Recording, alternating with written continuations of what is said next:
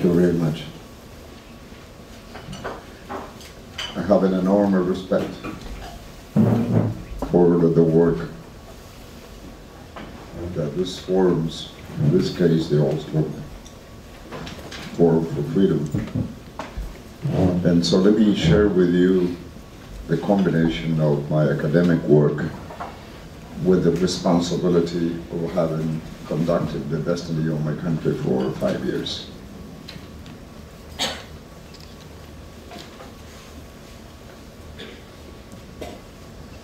Freedom.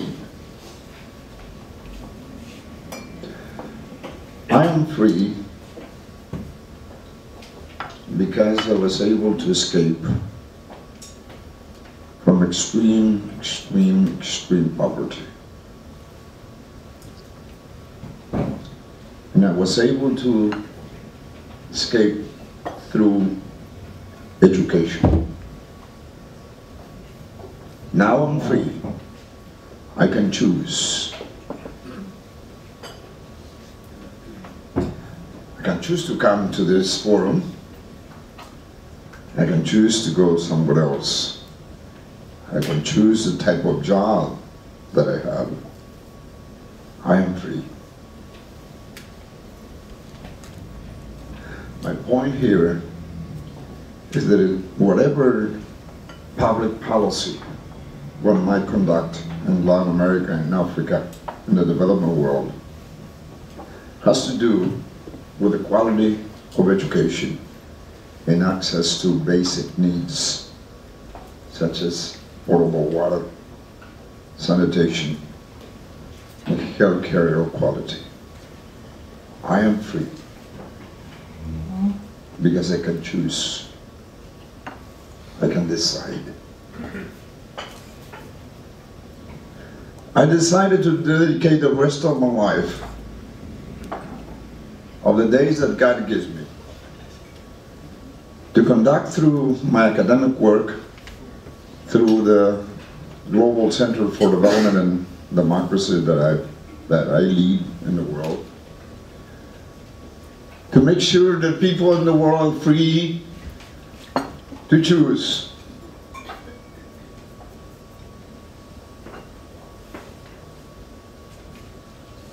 People are poor. People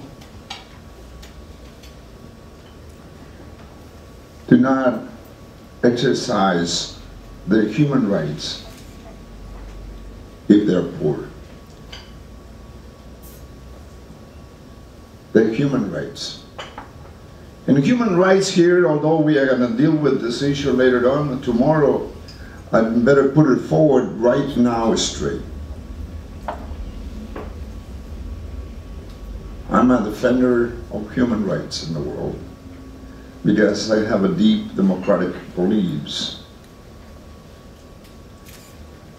But for those who work in the world defending human rights, their jobs are not only to try to prevent the noise of a bullet that might take away the life of a human being.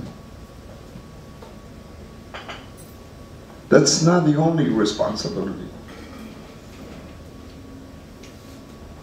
It's not only to prevent the noise of a bullet that takes away the life of a person independently of the religions or the color of their skin,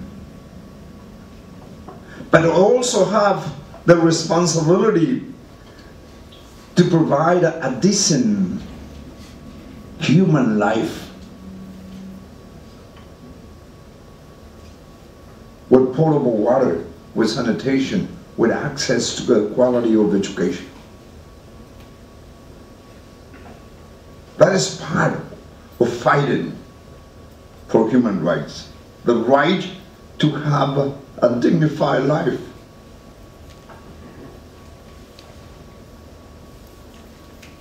I can say now, not only as a professor from Stanford University, this is not a theoretical proposition what I'm sharing with you.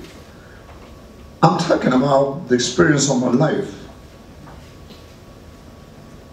but also the work that I have done in the academic world and then as a president of Peru.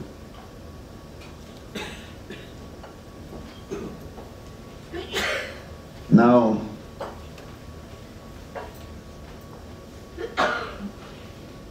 the central purpose of having access to education and to better distribute the benefits of economic growth departures from the premises that one needs to grow. Economic growth, it's a basic component of dealing with poverty. And to achieve economic growth, you need to construct the adequate climate to attract capital investment. I don't know anything more coward in the world than a dollar or a euro. Because they will go there where there is political, economic, social, and legal stability. So the capturing of capital investment is vital for economic growth. We need economic growth. I need to make sure to transmit to you that for me economic growth is an indispensable component in the task of trying to reduce poverty. But economic growth is a mean, not an end. It's an indispensable component in this political economy of the world, the political economy of the world. Because the purpose is not to redistribute poverty. We're not trying to redistribute poverty. We need to accumulate, we need to grow. But that growth, at the end, needs to be reflected in an improvement in the quality of life of people. That's why economic growth is an indispensable component, but absolutely insufficient to redraw the social phase of close to 2.4 billion people in the world. 2.4 billion people in the world who today, at this very moment, are trying to survive with less than $2 a day. So here's the mystery of how do we construct the adequate climate to attract capital investment, to achieve economic growth in order to distribute the benefits of that growth. And part of that distribution is accessibility to a quality of education in order to be free.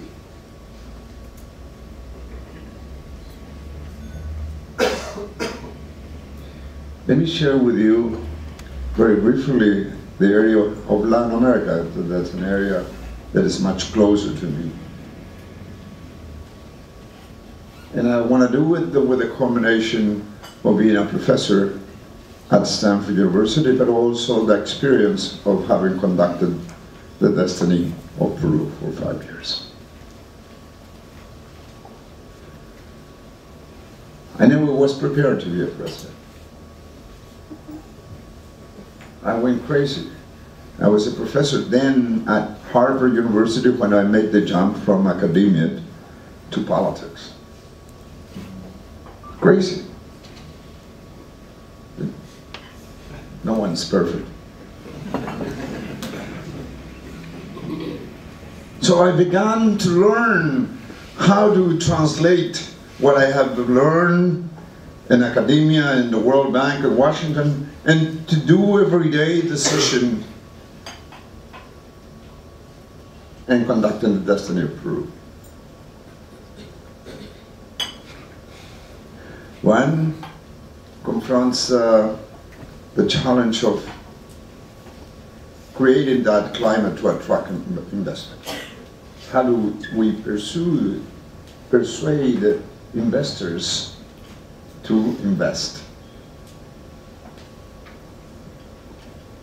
How do we create the needed economic, political, social and legal stability. Legal stability.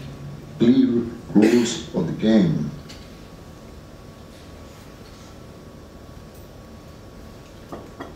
Second, how do we build the needed institutional strength to provide that stability? Strong democratic institutions. Strong democratic institutions. Particularly in the legal sector. That once we agree in a given contract, if a company comes to make an investment, we might discuss the conditions of the investment, but once the agreement has been reached, we need to respect that. To send a clear sign that we respect the rules of the game. So building strong democratic institutions is part of the job of the political economy or public life. Third, companies are welcome to invest with that needed stability. In regions such as Peru, or Latin America, where we are 67% of our foreign exchange are derived from exported raw material.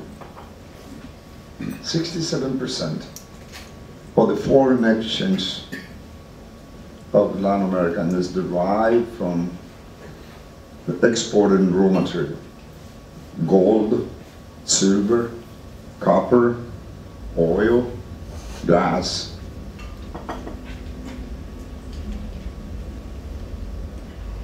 And that might be part of our trouble.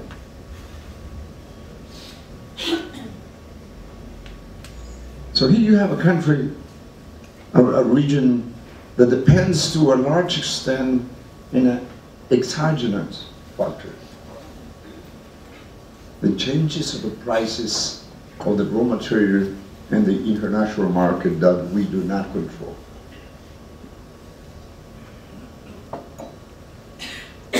Let me just provide you one single example. A year and a half ago, the ounce of gold was $200. Today is $1,600 an ounce. That's an external factor that took place in the international market that we do not control. What is my point? I think that Latin America is a promising region if we have the capacity to make a qualitative change and going from being a region that provides only or produces only raw material, and by investing in the minds of our people through healthcare and education, we can transform the internal composition of economic growth and not dependent only on an external factors such as changes in the prices of the raw material in the international market, but going into a knowledge economies. Sectors in which we can provide aggregate value. Agro-industry, manufacturing, tourism without destroying the environment, chips, technology. If we are able to make that qualitative jump from being a raw material exported region to a knowledge economy, then we will be less vulnerable to external factors. And then we might put it, now that the prices of the materials in the international market are high, we have a lot of income. And if we can invest that money in healthcare and education for the poor, then we could maybe build a region that is free that is free and less vulnerable. Freedom. Not only economic freedom in the classical sense of Adam Smith, but the freedom of our people to choose, the freedom of people to change jobs, freedom of people to earn a decent income, freedom maybe to advance and produce other products, to transform and provide an aggregate value to our production.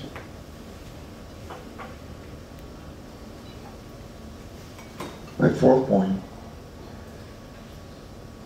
is that we need private investment, national and foreign. But I want to be clear. Today's world demands that we should provide the needed stability, the legal stability, but investors, particularly in the extractive industry, mining, oil, gas, they do not have a blank check to contaminate the environment. We have the responsibility. In the case of Peru, for example, we have the jungle. You might have heard about Cusco and Machu Picchu. Oh, it's part of our heritage. It's part of our cultural identity. And we have the responsibility not only to use it today, but we have the responsibility to keep it. That environmentally are clean. The responsibility to leave Peru for our children and the children of our children.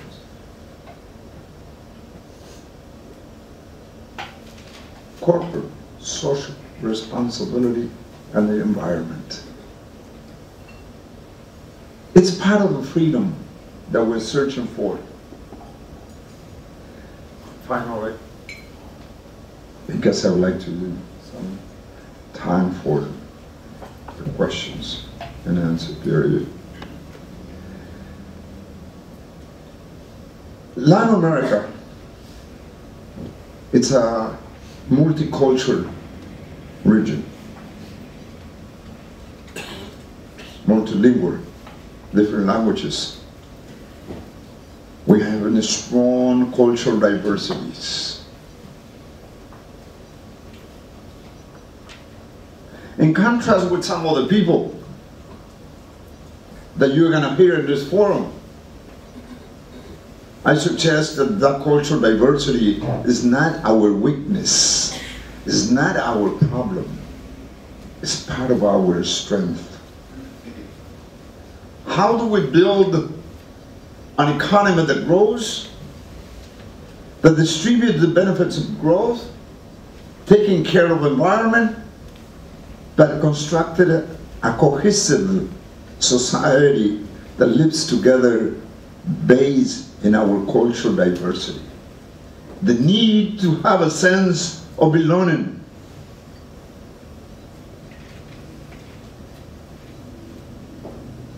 I'm the first president that comes from an indigenous background in 500 years in my country. 500 years.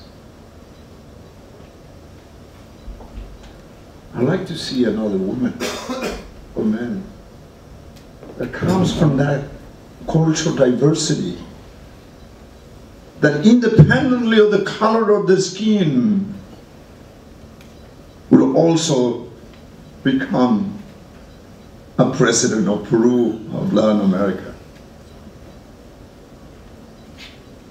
We need to prepare citizens for the world, for this global world, but very conscious of our cultural identity, the sense of belonging, and the need to construct a cohesive society based in that cultural diversity. So the task of doing public policy is not just calculating the rate of return to our investment. It's the political economy that leads us to growth, to distribute the benefits of economic growth, particularly investment in healthcare and education, to make people free. And last point. Let me leave you with a following proposition. It is profitable for business and good for democracy to invest in poverty reduction in the world. Forget it, your social sensitivity if you don't have it. It is profitable for business and it's good for democracy to reduce the number of poor in the world, because you are expanding your market to sell your bread, your coffee, your cells, your Yahoo, your Google, whatever the hell you have. Thank you very much.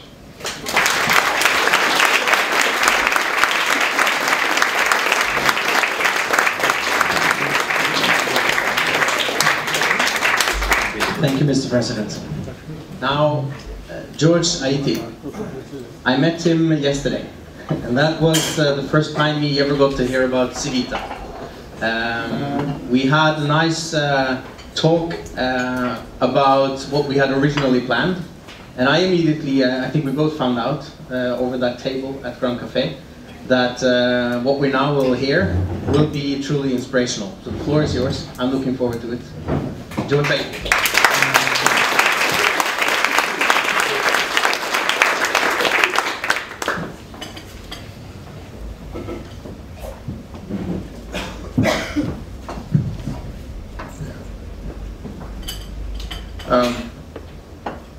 First of all, I'd like to thank Civita for inviting me to speak to you. And I also would like to pay a little tribute to the President. Talking after him is a very tough act to follow. And I also would like to thank you for coming to listen to me. And this is supposed to be something like a rejoinder, but I must disappoint you. I agree with most of what the President said. And what he said was that economic growth is the cure for poverty. Okay? And now the key to economic growth is investment. But investment doesn't take place in a vacuum. Investment takes place in an enabling environment. Okay? One of the requirements for an enabling environment is stability. Okay? Now, there are other types of requirements as well. Actually, there are 6 of them. Okay? The first one is that you gotta have some security of persons and property. Security of persons and property. Now, I mean, nobody is going to invest in an environment in which there is, you know, kaboom, kaboom, you know, bombs are exploding and so forth, and people are not safe. You're gonna have security of persons and property. Your property must be safe. You want to make sure that if you invest in something, you build a company, nobody is going to seize that company from you without any compensation. The second requirement is that you gotta have rule of law. Rule of law is important because if you're a businessman and you invest in a company, okay, you also want to make sure that when the government takes that company away from you, you can take the government to court. You need a rule of law to enforce contracts. Okay? The third requirement is that you need to have basic functioning infrastructure. Okay? We're not just talking about roads, We're not just talking about education, as the president said. Education is also very important in terms of lifting people out of their poverty. Okay? You also need to make sure that, of course, you have electricity, clean water, access to clean water, and so forth. Basic functioning infrastructure. Okay? The fourth condition that you need, the requirement that you need, is stability. You need both economic stability. You want to make sure that, you know, I'm sorry to say that in Peru during 1985, the Peruvian inti, for example, was so worthless because the rate of inflation in Peru was almost 1,000%. Okay? But right now, Zimbabwe holds the record. In Zimbabwe in 2006, the rate of inflation in Zimbabwe was more than 1 billion%. The currency is totally worthless. And eventually it was replaced by the US dollar. Okay? So you got to have monetary stability, you got to have economic stability, as well as political stability. You also need to have freedoms. Intellectual freedom, political freedom, and economic freedom. Okay? And the final requirement that you need is that you have to have some system of incentives.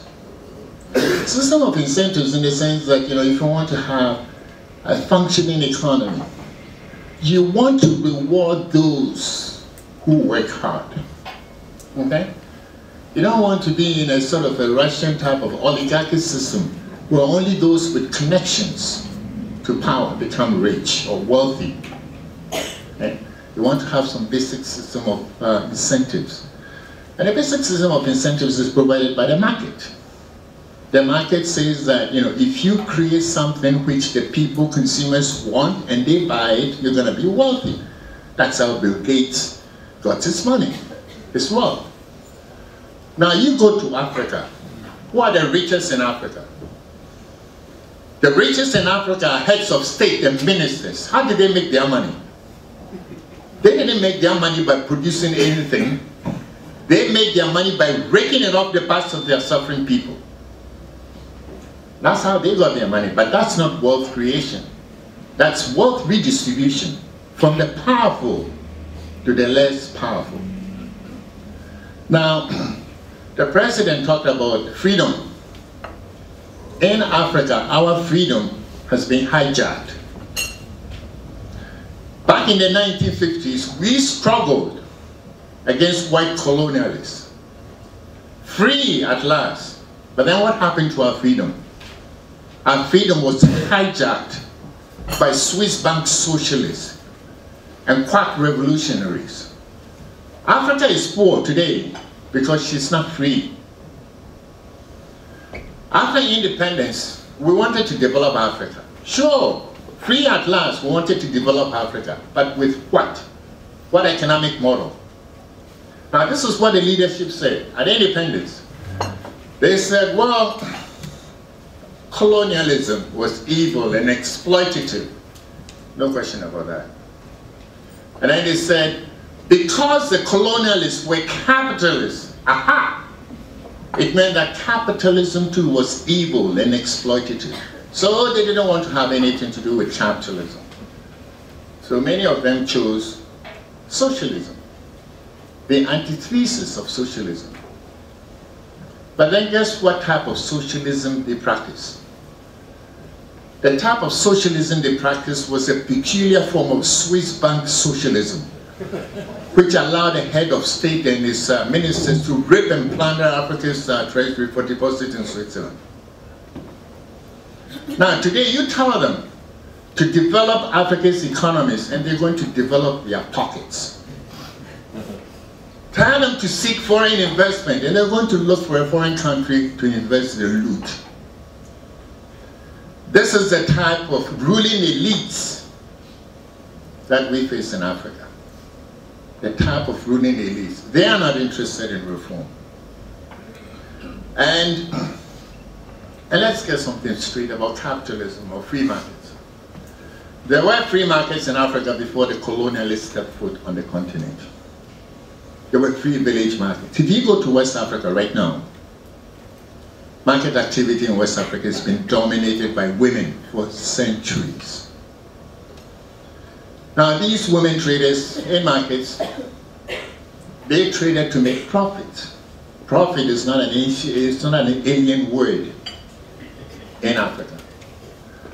And out of their profits, they use their profits to finance the liberation struggle movements in the 1950s and 60s. The mistake we made in Africa was that after independence, we never went back to build upon our own indigenous heritage, free markets, free trade, and free enterprise. In traditional Africa, any African can set up a business, whether in farming, whether in arts and crafts. Of course, you know, many of you know the sculptures of the Yoruba, for example. Now, the Yoruba sculptures, you know, don't produce sculptures to eat. They produce the sculptures to sell on markets, okay, and use the market and use the profits or proceeds to purchase things that they did. Okay. We also had cocoa farmers, cash crop farmers, for example, and they produce cocoa. Cocoa is not something; it's a cash crop. It's not a food crop. It is exported, but then you know there is a market, okay, for such cocoa for such cash crops. The problem was that we didn't go back to build upon our own indigenous institutions. And that's why things went so wrong in Africa. And it has been impossible to correct that particular mistake made way back in the 1950s. The World Bank, for example, spent more than $25 billion trying to persuade African countries to reform their abominable economic systems of socialism and statism. Okay? But the results have been terrible. Now, you may be interested in this. The aid model that hitherto been used to help Africa, and I'll be blunt with you, is kaput. It's kaput. I mean, take a look at the events in North Africa. Caught a lot of Western donors completely by surprise. They didn't know what was going on. Why? Because they have invested so much of their political capital and intellectual capital trying to develop partnerships. It's a word which I don't even want to use. Partnerships with African leaders. Partnerships with whom?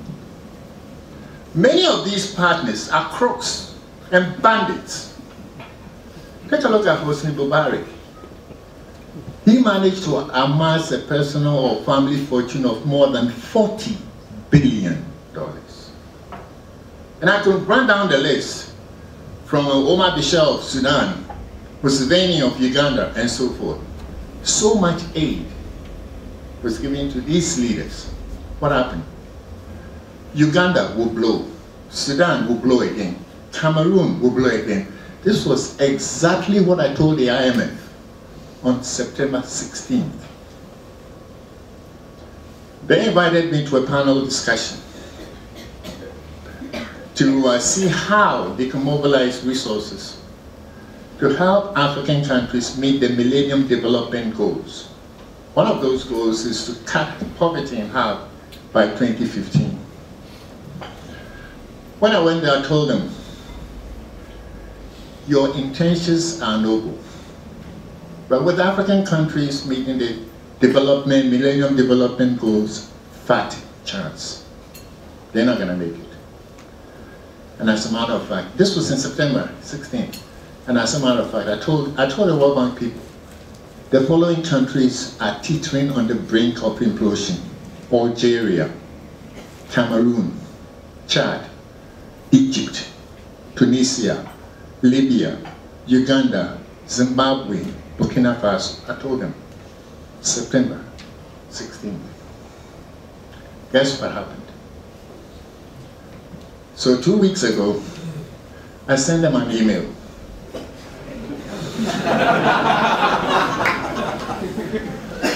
I said, I believe I told you this. I didn't hear back from them.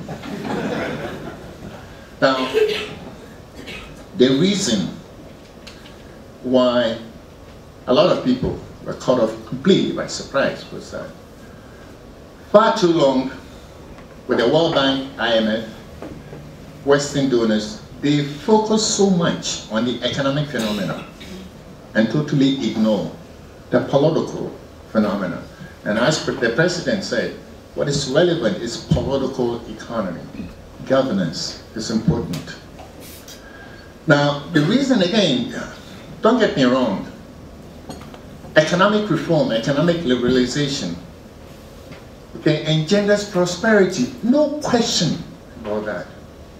Capitalism works, but I personally wouldn't use the word capitalism because it has an emotive content. A lot of people don't understand it. I'm an economist, I understand it, but I wouldn't use the word capitalism. Instead, I would use free markets. But it is powerful. It is efficient in creating abundance of goods and services. Like I said, free markets are not alien to Africa. We had them before the white colonialists came to Africa.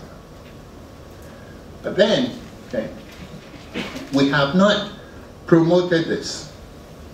It is important to promote capitalism, but we have to look at the political side of the equation as well. Because you see, if you push economic liberalization, all right, prosperity, okay, will start and continue, and eventually it's going to hit a political ceiling. The political ceiling being that, see, dictators never level the economic or political playing field. If you ask them to reform their economies, they will only implement those types of reforms that benefit them. They are cronies and supporters. It's a type of capitalism which I call vampire capitalism. It benefits only a small group of people. And it leaves a mass of people in abject poverty. That's what happened in Tunisia and Egypt. So that kind of social inequality creates social unrest and civil unrest. That's when the political ceiling is hit. Now if you have an enlightened leader, okay, who opens up the political space, like Augusto Pinochet of Chile, for example, then the prosperity will continue. But then if economic liberalization engenders prosperity and it hits the political ceiling and the leadership clamps down, then you're going to have a situation like Madagascar, a situation like Indonesia, and a situation like Ivory Coast. Remember, Ivory Coast used to be an economic miracle, but it didn't open up the political space. Right now, China faces this particular quandary. China has had a booming economy. And it's doing well economically. But sooner or later, it's going to hit the political ceiling. If it opens up the political space, the Communist Party will be swept out of power. But if it clamps down, then it will implode and disintegrate like the Soviet Union. So that's the quandary. But in Africa, we've already faced this particular quandary many times. And this quandary that we face in Africa is simply because the leadership is simply not interested in reform. They're not interested in reforming the abominable economic and political systems. I mean, you put pressure on them to reform and they reform the Babangida boogie. 1 step forward, 3 steps back, a flip and a side kick to land on the fat Swiss bank account. Much ado about nothing. Thank you.